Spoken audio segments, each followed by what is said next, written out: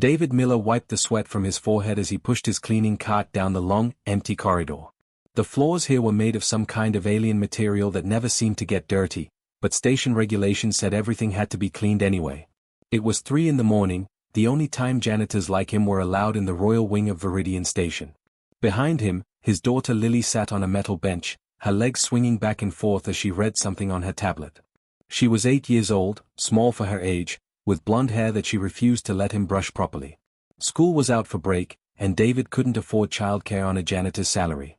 So Lily came with him to work, quiet as a mouse, always reading or drawing. "You doing okay, sweetheart?" David called back to her. Lily looked up and nodded, giving him a small smile before returning to her book. She was a good kid. Never complained about the late hours or the boring hallways. After her mother died 2 years ago, Lily had become quieter, more observant. David worried about that sometimes, but the grief counselor said it was normal. Everyone processes loss differently. David pushed his cart further down the hall, the wheels squeaking softly. This section of the station was reserved for visiting dignitaries and royalty from across the galaxy.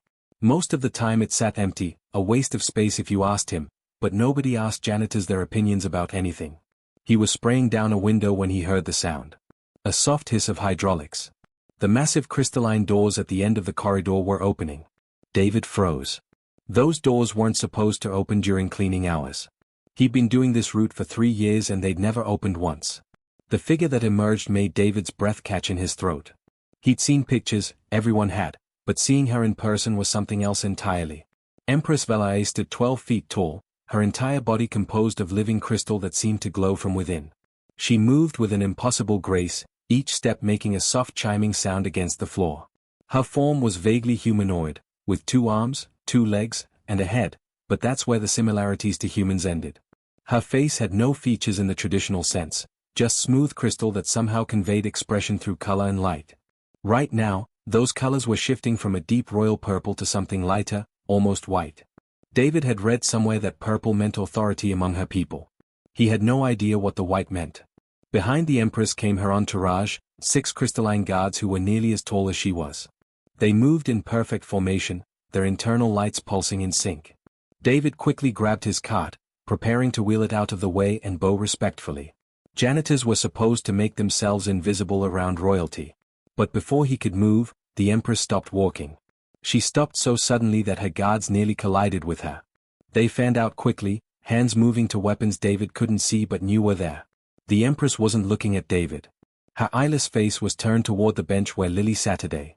His daughter had looked up from her tablet when she heard the doors open, and now she sat perfectly still, watching the massive alien with wide eyes. The colors in the Empress's body began to shift again. The white faded, replaced by a deep, dark gray that reminded David of storm clouds. He'd never seen anything about gray in any of the articles he'd read about her people. "She looks like my dead daughter," the Empress whispered. Her voice was unlike anything David had ever heard. It sounded like wind chimes and bells, multiple tones laid over each other to form words in perfect English. But there was something else in that voice now, something broken and raw. The guards tensed. One of them stepped forward, speaking in their native language, a sound like crystal rubbing against crystal. The Empress raised one hand, silencing him. David's heart was pounding. He moved without thinking, putting himself between the Empress and Lily. His daughter was standing now, tablet clutched to her chest, looking small and vulnerable. "Your Majesty," David said, his voice shaking slightly. "I apologize if we've disturbed you. We'll leave immediately." But the Empress didn't seem to hear him. She was staring at Lily, and the gray in her crystalline body was growing darker, spreading like ink in water. David realized with a shock that she was crying.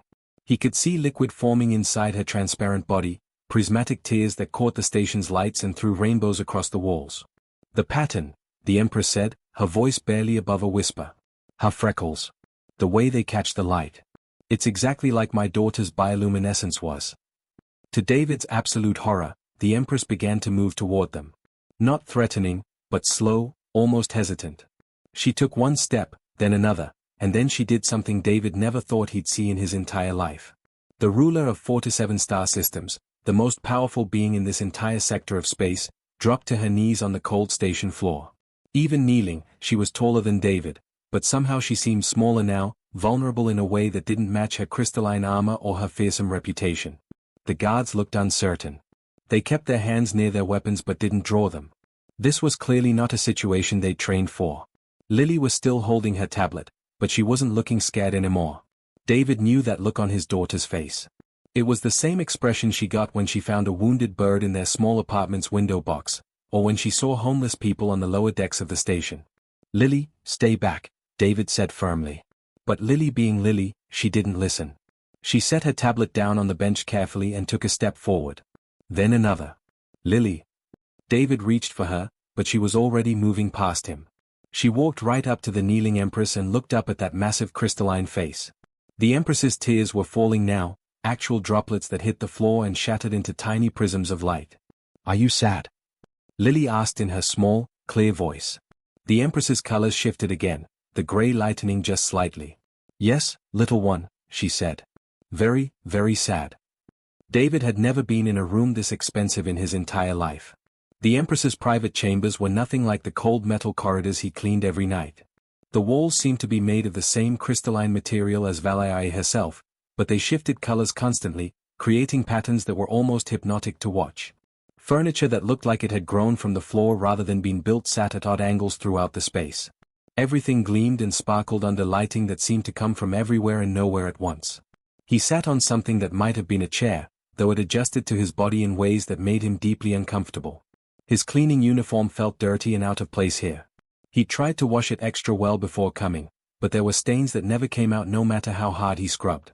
3 days had passed since that strange encounter in the corridor. 3 days since his daughter had touched the hand of the most powerful being in 4 to 7 star systems and asked if she was sad. David had barely slept since then. He kept expecting security to show up at his door, to tell him his contract was terminated, that he and Lily were being deported back to Earth for bothering royalty. Instead, he'd received a formal invitation.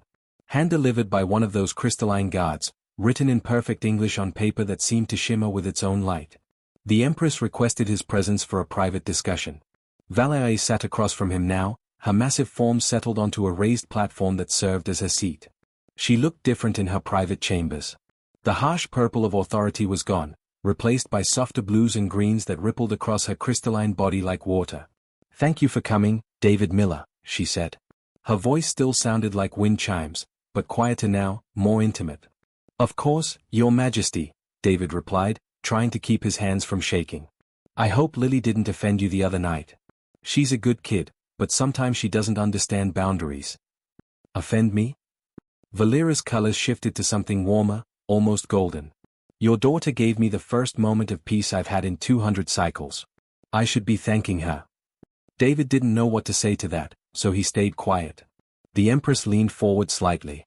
"I asked you here because I have a proposal. I want your daughter to visit me. Here, in my chambers. 3 times each week. We would talk, play games perhaps, simply spend time together." David felt his stomach drop. Every protective instinct in his body was screaming at him. "Your Majesty, I don't think that's appropriate. Lily is just a child." "I know she is a child. That is precisely why I'm asking." Valera's colors dimmed slightly. "Let me be clear about my intentions. I will pay you 50,000 credits per month for these visits." David's mind went blank. 50,000 credits. He made 42,000 in an entire year. He tried to do the math and couldn't make his brain work. That was more money than he'd ever imagined having. "That's too much," he heard himself say. "Way too much for just visits." "Is it?" Valai stood, and David had to tilt his head back to look at her. She moved to a window that overlooked the station's central hub. Thousands of lights twinkled in the darkness of space beyond. "What do you know about my people, David Miller?" "Not much, Your Majesty. Just what everyone knows. You rule a huge empire. You've been in power for a long time. 247 cycles, by your calendar's measurement. Before that, I was different. Gentler, perhaps. I had a daughter." Valera's colors shifted to that deep gray David had seen in the corridor. Her name was Serena. She was young by our standards, only 30 cycles old. In human years, she would have been about 9. David thought of Lily, only 8 years old, and felt something tighten in his chest. "There was a plague," Valai continued. "It swept through our primary worlds before we understood what it was. Billions died. My daughter was among them. I held her as her light faded, as the crystalline structure of her body began to crack and decay. The last thing she asked me was to not let her death make me cruel. The Empress turned back to face David. I failed that promise. After Serena died, I became someone else. I expanded our empire through conquest. I crushed rebellions without mercy. I negotiated treaties with threats instead of compromise. My advisors praised me for being strong. They said grief had made me powerful. I'm sorry for your loss, David said quietly. Losing a child, I can't even imagine. Can't you? Valai moved closer. Your wife died 2 years ago. Cancer, according to your station records. Treatable cancer, but treatment costs money you didn't have. David felt anger flash through him. You investigated me? Of course I did. You're asking me to trust you with access to my private chambers. I needed to know who you were. Valera's colors softened. I know you worked 3 jobs to pay off the debt from your wife's partial treatment. I know you skip meals so Lily can eat. I know you've been rejected for better positions 17 times because you lack the proper education credentials. I know everything about you, David Miller. The anger faded as quickly as it came, replaced by exhaustion. Of course she'd investigated him. He was nobody, and she was an empress. Then you know I'm not anyone special. Why would you want Lily around? Because when I saw your daughter in that corridor, I saw something I thought I'd lost forever. Valai returned to her seat. My daughter had a bioluminescent pattern, unique markings that glowed beneath her crystal skin.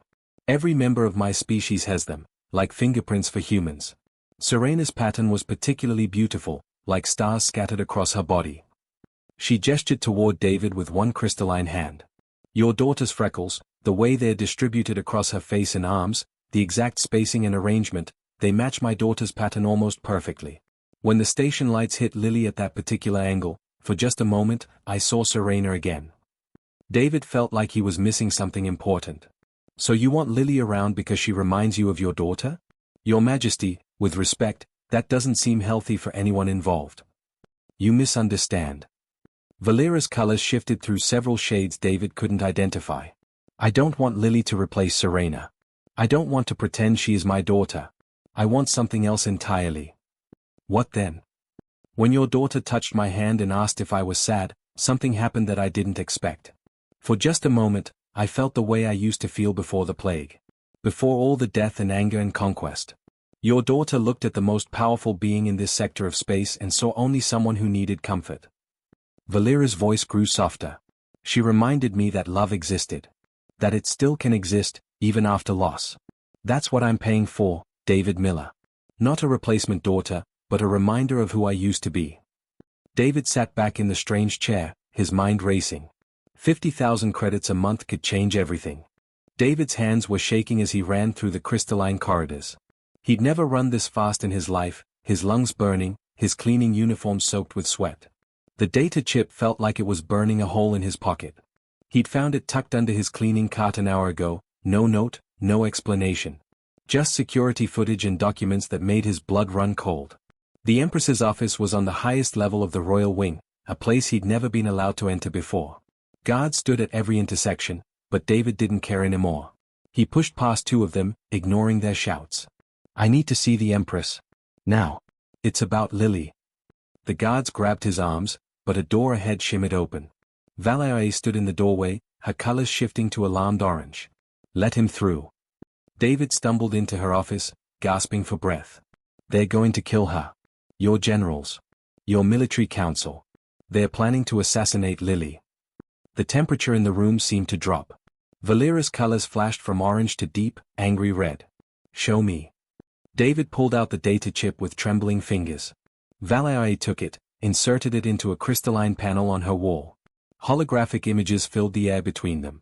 Security footage from closed-door meetings. Recorded conversations. Financial transfers to known assassins. Plans detailing the best time to strike, when Lily would be most vulnerable. The evidence was damning. General Corthan, the Empress's most senior military advisor, was leading the conspiracy. 8 other high-ranking officers were involved. They'd been planning this for weeks. They think you're weak now, David said, his voice breaking. The footage, they're saying you've gone soft. That the human child has made you forget your duty to the Empire. Valerie stood perfectly still, but David could see energy crackling inside her crystalline form.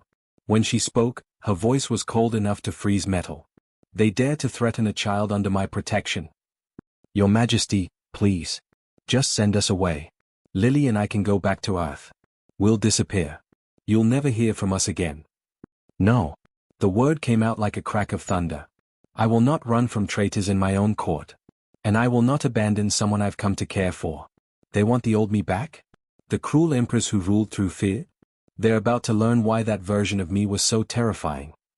Valai moved to her desk, her fingers dancing across holographic controls. If they force my hand, then I move first. I'm done hiding what your daughter means to me. What are you going to do? Something I should have done weeks ago. Valai looked at him, her colors settling into determined silver. I'm going to make it impossible for them to touch her. Trust me, David Miller. Keep Lily safe for the next 3 hours. Don't let her out of your sight. After that, everything changes. 3 hours later, David stood in the Grand Assembly Hall holding Lily's hand. His daughter was wearing a simple blue dress, confused about why her father had insisted she get dressed up. Around them, representatives from every major species in the Empire were gathering. The hall was massive, easily 500 feet high, with crystalline columns that seemed to reach into infinity. Dad, what's happening? Lily whispered. Why are all these people here? I don't know, sweetheart. The Empress asked us to come. Said it was important. David could see the military council standing in a group near the front. General Cawthon was there, his serpentine form coiled in a way that suggested coiled tension. He kept glancing up at the galleries above, where more observers were gathering. David's stomach turned.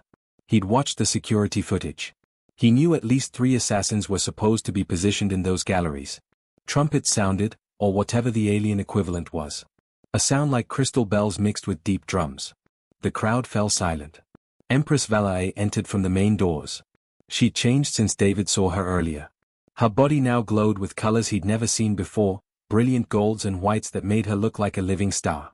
She moved with absolute authority, every step perfectly measured. She climbed the central platform, looking out over the assembled crowd. David could feel the weight of her gaze even though she had no eyes in the traditional sense.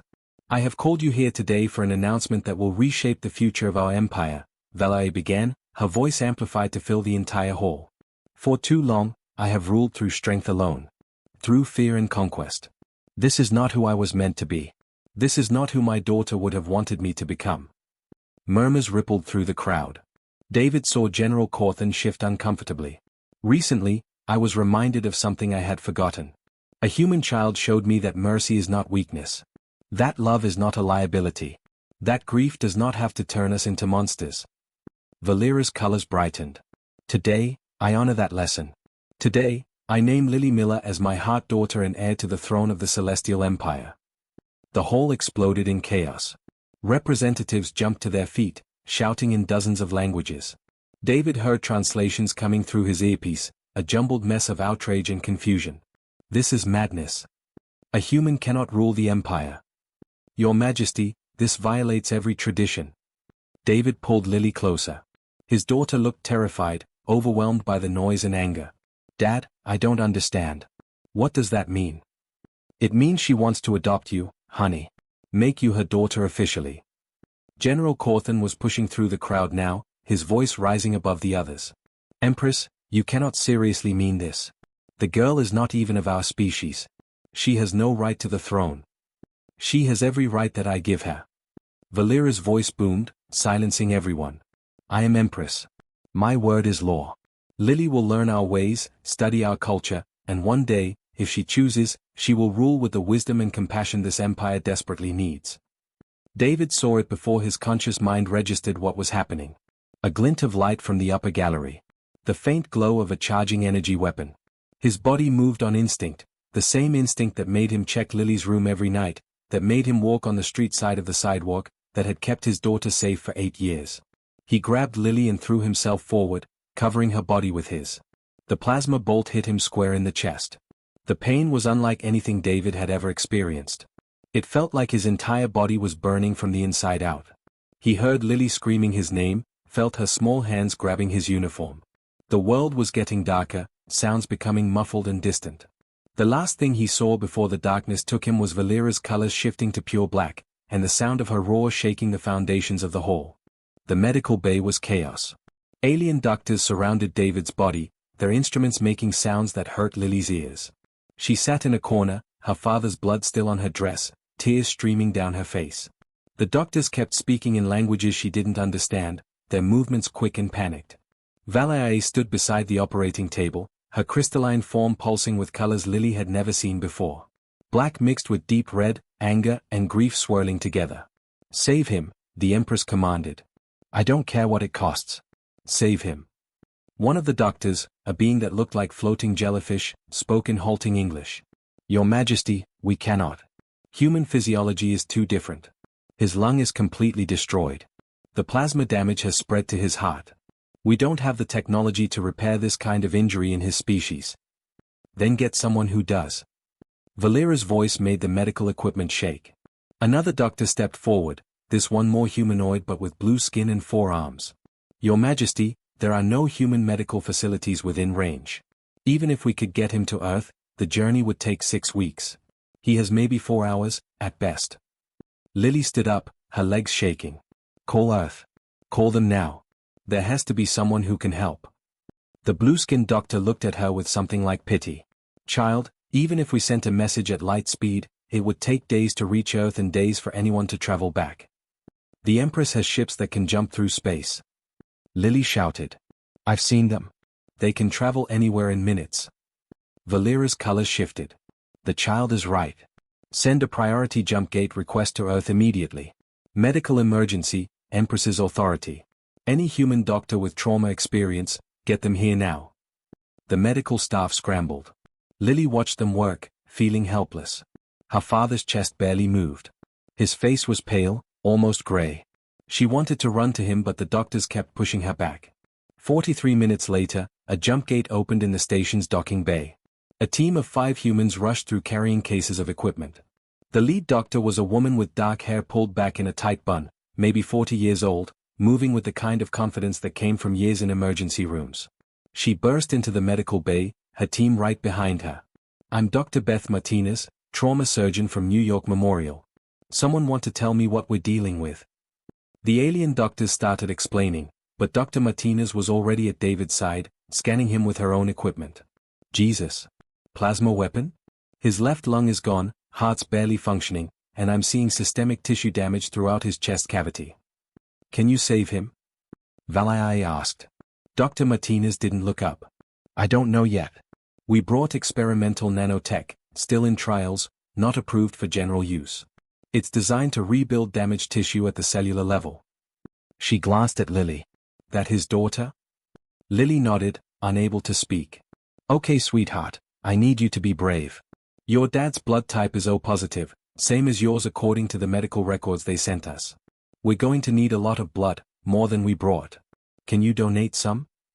"Yes. Anything. Just save him." Dr. Martinez's team moved like a machine. They set up their equipment, pushed the alien doctors aside when they got in the way, and started working. One of them took Lily to a side room to draw blood. She watched the dark red liquid fill bag after bag, feeling lightheaded but refusing to stop. She'd given 3 bags when the alarm started blaring. Red lights flashed throughout the station. An automated voice spoke in multiple languages. "Security breach. Level 1. All personnel to emergency stations." One of Valera's guards burst into the medical bay. "Your Majesty, the military council has seized the command center. They're declaring a coup. General Corthan is demanding you surrender your authority." Valera's colors flashed pure red. "How many are with them?" 16 generals, Your Majesty. Maybe 200 soldiers. They've locked down the primary systems. Then I'll tear through every door between here and the command center. Valerie started toward the exit. "Wait." Lily jumped off the medical table, ignoring the nurse trying to stop her. "This is because of me. They did this because you named me your daughter. That doesn't matter now." "It does." Lily ran to block Valera's path. "I should face them. They need to see me." "Absolutely not. You're a child. I'm sending you to a safe room." "No." Lily's voice was stronger now, not crying anymore. "My dad is dying because he protected me. Because of what you said in that hall.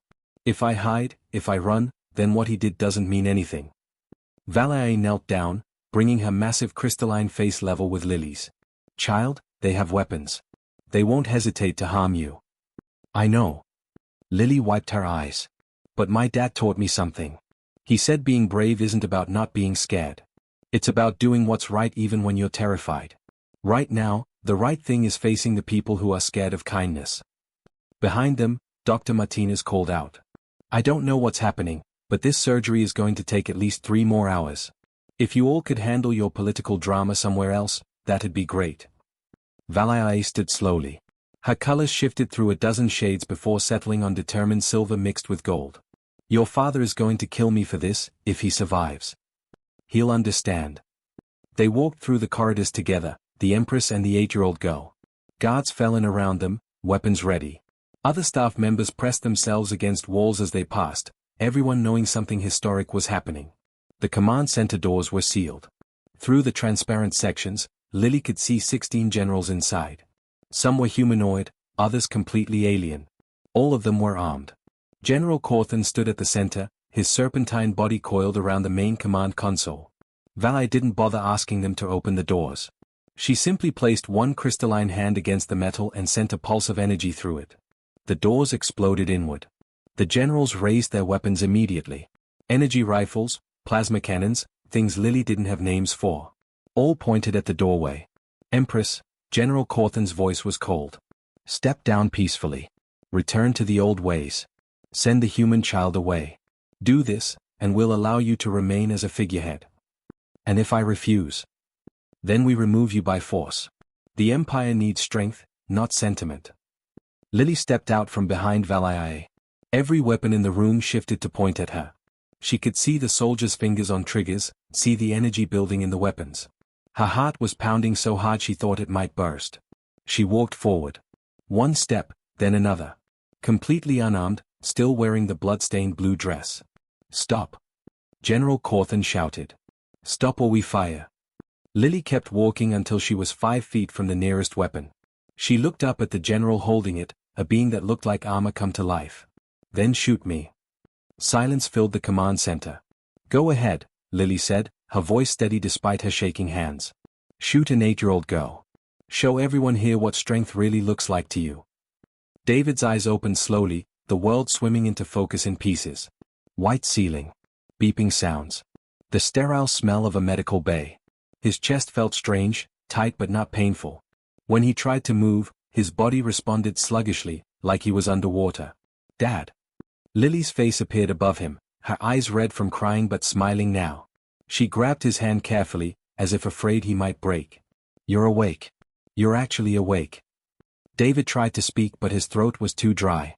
Someone held a cup of water to his lips and he drank gratefully. How long? He managed to croak out. 3 days, Dr. Martinez said, stepping into his field of vision.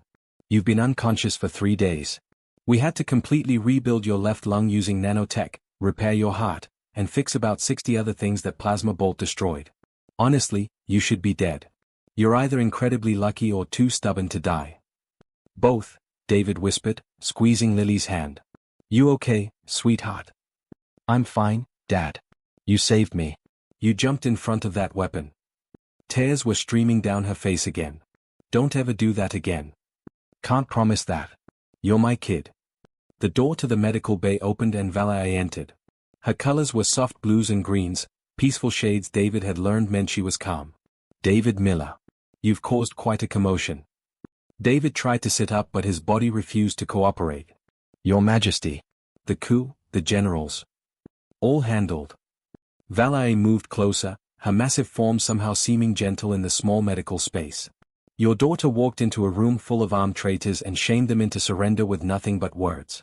She's more formidable than half my military council ever was. She did what? David looked at Lily in alarm. You were supposed to stay safe. I couldn't, Dad. They did all that because of me. I had to face them. Lily wiped her eyes. Besides, it worked. Nobody got hurt. Well, except you, but that was before. Valera's colors shifted to amused gold. She told General Corthan to shoot her if he was brave enough. 16 armed soldiers, and not one of them could pull a trigger on a child who was calling them cowards for being afraid of kindness. David felt pride and terror mixing in his chest. That's my girl. Terrifying and brave in equal measure. Which is why I've made a decision, Valai said. I cannot legally adopt Lily under our laws. The council made that very clear during their trial. But I've created something new instead. A position that's never existed before in our empire. She produced a crystal pendant, small enough to fit in a human hand but glowing with internal light. Lily Miller, I name you Heart Daughter, bridge between worlds. You are not my heir in the legal sense, but you are family in every way that matters. You will learn our culture and teach us yours. You will stand between species and help them understand each other. Lily took the pendant with shaking hands. I don't know how to do any of that. You already have. You did it with me. You did it with the generals. You'll learn the rest. Valai turned to David. And you, David Miller, are no longer a janitor. You're humanity's official liaison to the Celestial Empire.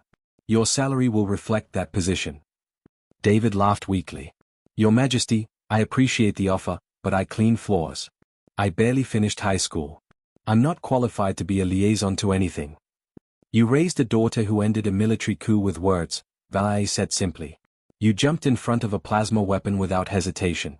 You worked 3 jobs to provide for your child and never complain. If that doesn't qualify you to represent humanity, I don't know what does. I was a janitor, David repeated, still not believing it. You were a janitor, Valai agreed. Now you're something more. The years that followed were strange and wonderful and sometimes terrifying. Lily split her time between their small apartment on the station and the Empress's chambers, learning alien languages and customs while teaching Valai about human movies and music. She grew from a shy 8-year-old into a confident young woman who could walk into any room in the galaxy and make people listen.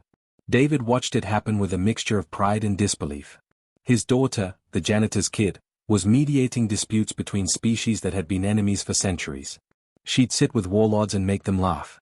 She'd listen to grievances that had festered for generations and find common ground nobody else could see. When Lily was 16, she helped negotiate a trade agreement between the Kelvin Union and the Rothanian clans, 2 species that had refused to speak to each other for 300 years. When she was 17, she prevented a war by pointing out that both sides were arguing over a planet neither of them actually needed. Now she was 18, standing at the center of the Grand Assembly Hall where David had almost died a decade ago. 3 species sat at the negotiation table, representatives from the Tide Collective, the Varinthian Horde, and the Crystal Concordat. They'd been at war for 2 generations. Millions had died. The hatred ran deep. David sat in the observation gallery, watching his daughter work. She wasn't intimidated by the massive warriors or the ancient politicians. She listened to each side, asked questions that made them think, and slowly, carefully, helped them see each other as people instead of enemies. Valai stood beside David, her colors shifting through proud golds and peaceful blues. I've been thinking about something, she said quietly. What's that, Your Majesty? When I first saw your daughter, I thought she looked like my Serena. The freckles, the way light caught her face. I thought that's why I was drawn to her. Valera's colors dimmed slightly. But I was wrong. How so? She doesn't look like my daughter. She doesn't act like her either. Serena was quiet, thoughtful, more interested in books than people. Lily is brave and outgoing and throws herself into every situation head first. Valai turned to look at him. Your daughter didn't replace mine, David Miller. She did something more important. She taught me that my daughter's death didn't have to be meaningless. That the love I had for Serena could grow and continue and touch others. That grief doesn't have to end in cruelty. Below them, Lily was speaking. David couldn't hear the words from this distance, but he could see the effect. The 3 species were leaning in, listening. The tension in their postures was easing. You humans have a gift, Valai continued. You've been to space for barely a century. You don't have the most advanced technology or the strongest military. But you have something we'd all forgotten. What's that? You remember how to heal. How to grieve without letting it destroy you. How to choose compassion even when hatred would be easier. Her colors brightened. The galaxy has spent millennia conquering worlds and winning wars. Your daughter just showed us how to conquer something harder. What's that? David asked, though he thought he knew the answer. Hatred born from loss. Fear disguised as strength. The belief that showing mercy makes you weak. Valai gestured toward Lily. She taught me that the strongest thing you can do is stay kind in a cruel universe. That's a lesson worth more than any empire. Below, the three species were standing. They were signing something, passing documents back and forth. David couldn't believe what he was seeing. Peace. Actual peace after decades of war. Lily looked up at the gallery and caught his eye. She smiled and waved, and David waved back, feeling tears prick his eyes. His little girl. The one he used to bring to work because he couldn't afford childcare. The one who'd read books on a bench while he mopped floors. She'd just changed the course of galactic history with nothing but words and genuine compassion. I'm proud of her, David said softly. As you should be. Valera's colors were pure gold now. Your wife would be proud too. David thought of Beth, gone 6 years now but never forgotten. She'd always said Lily was special, that she had a gift for seeing the good in people. If she could see their daughter now, standing between worlds and building bridges that would last for generations, she'd be crying happy tears just like he was. Yeah, David said. She really would be.